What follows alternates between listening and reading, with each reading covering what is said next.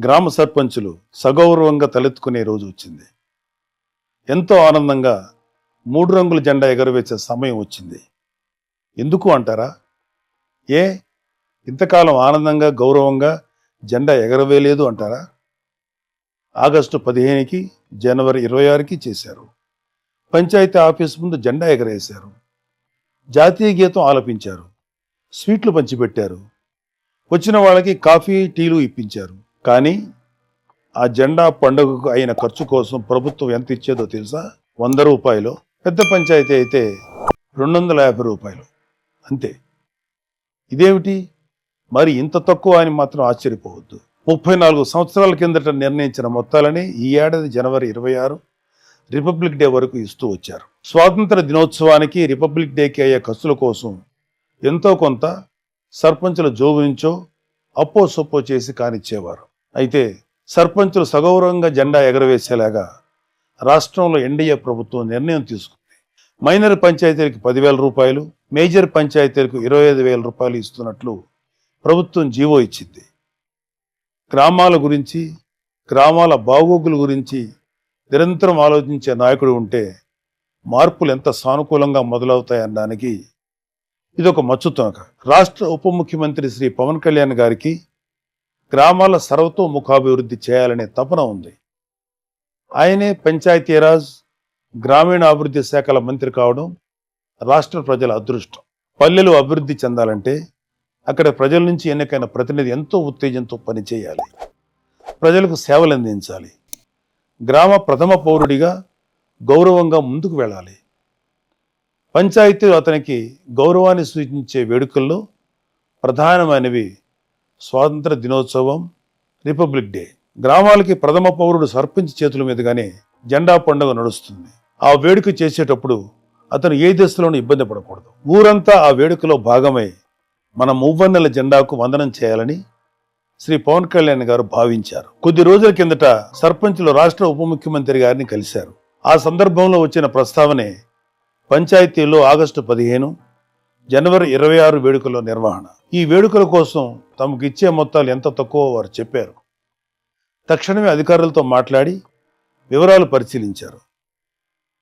34 ఏళ్ల నాడు నిర్ణయించిన మొత్తాలను ఇవ్వడం భావ్యం కాదని భావించి ఇప్పటి అవసరాలకు అనుగుణంగా 10,000, 25,000 ఇవ్వాలని నిర్ణయం తీసుకున్నారు. శ్రీ పవన్ కళ్యాణ్ గారు తీసుకున్న ఈ నిర్ణయం సహేతుకమైనది. పల్లెల్లో నేటి తరానికి, రేపటి పౌరులకు స్వాతంత్ర దినోత్సవ ప్రాధాన్యం, విశిష్టత తెలియాలంటే 15 ఆగస్టు పండగకు ముందు నుంచే గ్రామాల్లో, అక్కడ పాఠశాలల్లో ఒక ఉత్సవ ఏర్పాట్ల హంగామా ఉండాలి. అందుకోసమే విద్యార్థులకు వ్యాసరచన, క్విజ్, డిబేట్ లాంటి పోటీలు, ఆటల పోటీలను పంచాయతీల ఆధ్వర్యంలో చేపట్టమని చెప్పారు.